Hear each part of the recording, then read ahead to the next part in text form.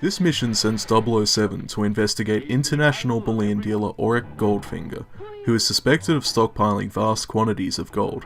As his investigation unfolds, he uncovers a much bigger plan than originally believed, leading all the way to Fort Knox. While the first two Bond films in the franchise set up a lot of familiar concepts for the later installments, this was the film that got the formula down for what one could expect from the series. It introduces a layer of camp and humour, unconventional henchmen such as Oddjob, who throws his hat to kill his victims, and humorously named Bond girls, example in this film being the memorable Pussy Galore. Pussy.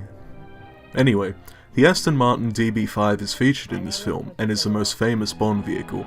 It was also the first Bond vehicle to have installed gadgets and weapons, just one of the things that adds to the thrilling adventure feel the film has. Bond's infamous attitude towards women is apparent here, in multiple scenes. Look, I don't want to dive into the issue with these videos, but I would like to just wrap it up now, as saying that while a lot of what he does in these films may not be politically correct nowadays, it's just part of the entertainment and old-fashioned style these Connery-era Bond movies have to me. I don't feel they'd be the same without these dated elements. Fun fact, this film also has the first ever use of a laser beam on screen, used as a torture device at that. Even if you haven't seen the movie, you probably know what scene it is just from seeing it parodied so many times in popular culture. Usually this and From Russia With Love are considered the best of Connery's work in the franchise. I'm honestly not sure which one I personally prefer. They're two fairly different films and great for their own reasons. They both have no shortage of iconic and memorable scenes, that's for sure.